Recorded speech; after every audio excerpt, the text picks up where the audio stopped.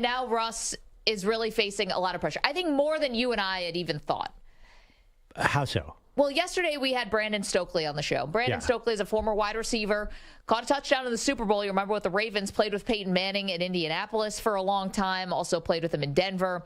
He hosts a radio show in Denver, so very connected and close to what the Broncos are doing.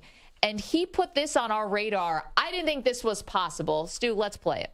There's a ton of pressure on Russell Wilson to bounce back after last year. I mean, if he doesn't, does he get cut after 2 years with a ton of guaranteed money still on his contract because the Broncos have to move on from him? I mean, all that's going to be in play. So a lot of pressure on Russ. All that's in play, cutting Russell Wilson after just 2 years. I mean, we were shocked when he said it, started thinking about it a little bit more, and it would be one of the biggest disasters in the history of NFL in terms of trades, up there with Herschel Walker, if the Herschel Walker trade, if Russell Wilson gets cut after 2 years. Now, that means things have to go terribly wrong in Denver this year. Well, I think the Herschel Walker trade, the reason it was perceived as so bad is because Dallas went on to build a dynasty. Sure. Now, I don't really think Seattle, that's a long road ahead of Seattle in a dynasty. So I don't even know if it's going to go down as bad as the Herschel Walker trade. It'll be really bad. But here's the thing. I think Russell Wilson, even if they don't cut him, like after last year, I've never seen a more maligned quarterback in my life. I think the media was waiting to get their claws into Russell Wilson. Like, people loved watching his failure. Media and fan. I think that was the story of last year, of how bad Russell Wilson was. And everyone seemed to sort of thrive on it. So now two things can happen. One, he can be the redemption story, and everyone will jump back on the Russell Wilson's bandwagon. It'll be this great story. Oh, look, Russ fixed it with Sean Payton. Yep. Or it goes bad, and man, everyone just doubles down on their sort of making fun of Russell Wilson. And even if he stays there, it's a real bad situation. It's one of the worst situations in football. This is why there's tons of pressure on this guy. Because honestly, you go down middle of the road. Let's just say he has a mediocre season. I think it tends more towards the negative. Mediocre for him, or just mediocre in general? I would say mediocre in general, because it would trend more towards the negative, simply because the bar is set incredibly high for Russell Wilson. I mean, he did a nice job of lowering it last year. Yeah, you got to give him some credit for that. But if we're talking about someone who's going to walk into the Hall of Fame, if we're talking about somebody who we've revered his career, then I think that it's going to tend towards the negative here. It's going to make people reassess.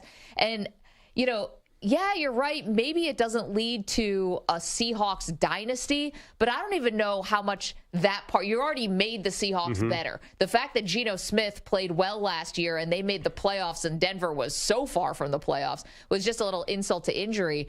But you're going to end up propping up Seattle, who is already a competent team. Like, they're already a well-run organization. Now you're just giving them extra draft picks. You're giving them extra bites at the apple. We don't know how that's going to go. And now for Russ, like, when it was Russ in Seattle and they were winning games and they were making the playoffs every year and they were going to Super Bowls, right? A lot of this was the frustration that was bubbling underneath the surface between Russell Wilson and Pete Carroll. Yeah. Between offensive coordinators, of which they switched and had a couple different ones, and the whole let Russ cook. Here's Stokley again, talking about how this is going to be different for Russ with Sean Payton in town.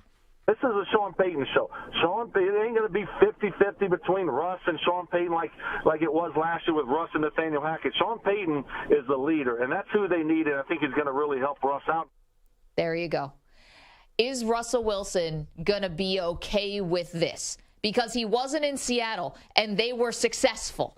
It's not like they were losing, and Russ is saying, hey, try it my way, let's do it my way. They were winning games, I said, being a perennial playoff team. So now you have Sean Payton coming in, and it's going to be the Sean Payton show. Are we sure that Russell Wilson is not going to be like, hey, I've had a great career also? I've also won a Super Bowl. I also know what I'm doing. I still want input. You traded for me. You gave me a boatload of money. I have to have a say in the offense. I don't think he's going to be like that. I think there's got to be a measure of desperation for Russell Wilson where he's willing. He has had to learn from last year. I mean, as I mentioned, it was just such a public dumpster fire. He has to know, I can't go through that again. I would think if I'm Russ, and maybe I'm sort of putting myself in his shoes, I would do whatever Peyton wants me to do. I would be a perfect student, say, hey, how do you think we can run the offense? I think he gets all the let Russ cook stuff out of his system. After 1 year, Maggie, because we saw it cooked and it burned him. It was terrible. I think it's all out of his system. I think he's ready to play team ball. The other thing, too, Peyton's team ball is a little more pass-friendly than Pete Carroll's. So I think this is going to work out for him. I think Russ has been relatively a team player his whole life. He reverts back to that Seattle Russ. Is that wishful thinking for my guy Russ Wilson here? That he would revert back to Seattle Russ? Yeah, I think he's going to be a real team player here. I don't think he's going to – I don't even think that him and Hackett really fought. I can't imagine Hackett's such a player-friendly coach. But I think that he's not going to push to pass the ball more. I think he's going to be fine with whatever Sean Payton comes up with. Well – we all think that. And, yeah. You know, there's something called an ego, and there's something called, because Russ could have just stayed in Seattle. If he really wanted to listen to a head coach, yes, I understand it might be a little more pass-friendly with Sean Payton, but he could have just stayed in Seattle, and they could have, it's not like he had bad receivers. It's not like they didn't try to give him running backs. Like, they did good things. Yeah, did they need more offensive linemen? Yes. That always is a work in progress. Meanwhile, one of the picks that the Broncos sent to Seattle ends up becoming Charles Cross, who's probably going to be their left tackle for next 10 years. He looked really good, had a fantastic rookie season. And now they just took Devin Witherspoon with the other pick in this most recent draft as a corner who could end up having a great career. Anyway, I'm just saying they could have just kept it working in Seattle if he was just going to listen to his coach. I don't think so, because he was getting frustrated. They were getting farther away from a Super Bowl every year. They hadn't had any real playoff success since the heyday in 2014. I think he felt frustrated. I remember he famously came on Dan Patrick's show and said, I don't like what's going on here. He was at the Super Bowl the day before watching these high-octane quarterbacks. I think he was watching Tampa Bay against Kansas City and said, why is Seattle running an offense from 1980s? And when you see Tom Brady out here, he didn't think Seattle was built for a Super Bowl. And I'm sorry, I know Seattle is doing positive things, but I don't think Russell Wilson was getting anywhere closer to a Super Bowl there. I think he thought I need to get out of here to modernize. Okay. So I get his thinking. That's all I'm saying. He was probably right. Two things where I think people kind of lose Russell Wilson a little bit on stuff like that. Number one, Pete Carroll gets a lot of the blame for Malcolm Butler at the goal line and how they lost that Super Bowl, but it was on his pass that got intercepted. And so I think it's like, well, Russ, everyone was trying to, it's not like you were devoid of opportunities to be bathed in glory here. Of course, we know the Legion of Boom was the most, they were incredible in winning Super Bowls and beating Denver in the way they did. And they were outspoken and big personalities. And so the Legion of Boom got a lot of oxygen, and there was tension always there between them and Russ, especially after that second Super Bowl, the loss to the Patriots. And I think the fact that it was on the Russell pass, it's like, all right, well, we can't really feel bad for you because you had your chance right there at the goal line. The second thing that this reminds me of a little bit, and I'm glad you brought up that interview on the Dan Patrick show, because it was a big moment and we all remember it. It reminds me a little bit of a guy we've been talking about recently as we've been creating our top 25 athletes of since 2000, and someone who we left off the list, and we left off Barry Bonds. And we left off Barry Bonds, and what's the cautionary tale about Bonds? He saw McGwire and Sosa getting so much credit for what they did in baseball in the home run chase of 98. He thought, I want some of that.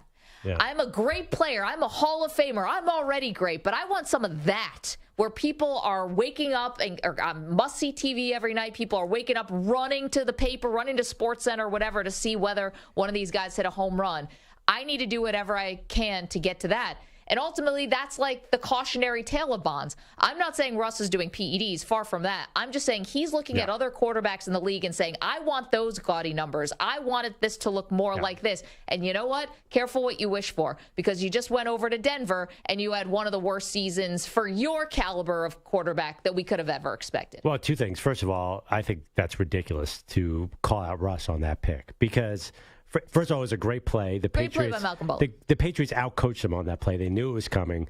I'm not putting that on Russ at all. Where did Russ was supposed to throw it 3 inches the other way? Whatever. Second of all, Russ was, I understand what you're saying, but I think Russ was more thinking there's no way what Seattle's doing is going to lead to a Super Bowl win. He saw Tom Brady and Patrick Mahomes and said, well, these guys are getting the Super Bowl every year because they're running more of a spread offense, like a pass offense. It's 2023, and at that time it was 2021 or whatever.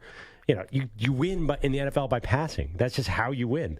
Look at last year with the Chiefs and the Eagles. It's a pass-heavy league. So Russ is like, well, we're not going to win anything here if we play like we did 10 years ago.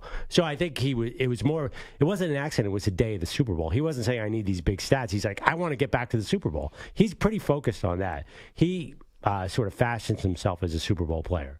I think every quarterback would try to do that. I actually think I disagree a little bit with you on the fact. I think he's more interested in Super Bowls than gaudy stats.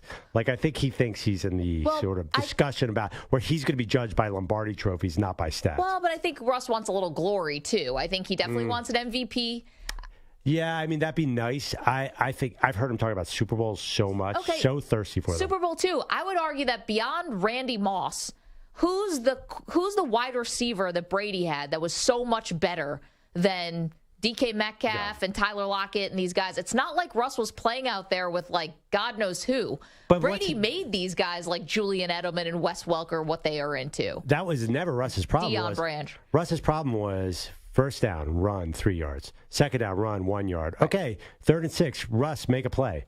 It was not a good offense. I mean, I think how many times did we rip that offense through the years? He just got tired of it. It's funny, though, competent with Geno Smith.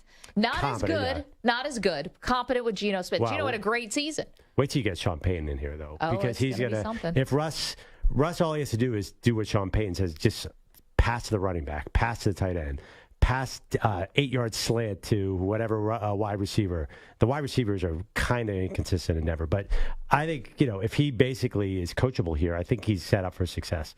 Because I thought last year just the glee people had at Russell Wilson being bad.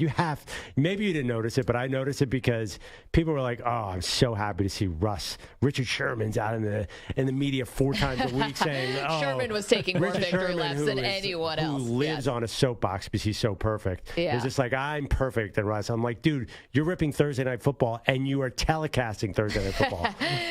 I mean, Sherman never sits one out when it comes to Russell Wilson. He cannot let an opportunity pass. If anyone has a pick at the goal line, it's like all of a sudden Richard Sherman just appears like a hologram. And all of a sudden his teammates are coming out of the woodwork too. All the other, like the Cam Chancellors of the world. Oh, yeah, look, Russ threw a pick. What does that have to do with what you're doing right now? Anyway, I digress.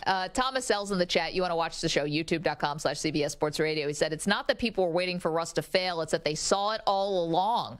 And they had to listen to certain talking heads whine that Russ never got MVP votes. Did we see this all along? I thought his last year in Seattle, really, you could have blamed on the thumb injury. Yeah. I was fine blaming it on the middle thumb finger, or whatever, finger injury. Because I had the same, it was a mallet finger. Yeah, tore a ligament. It's an old basketball injury. Same. I think last year, by the way, you could have blamed a lot of injuries. And that's sort of the problem here. He's 35 years old. He's probably going to get hurt this year. If he stays healthy and just stay healthy, do it, Sean Payton. I hope you're dead wrong. I hope he has no ego here. I'm just going by what I've seen. Yeah, I understand where you're coming from. It's a professional athlete at a high level. You have every reason to think that quarterback. You know how I think. I'm hopeful that he got beat up so bad last year that ego is back in check.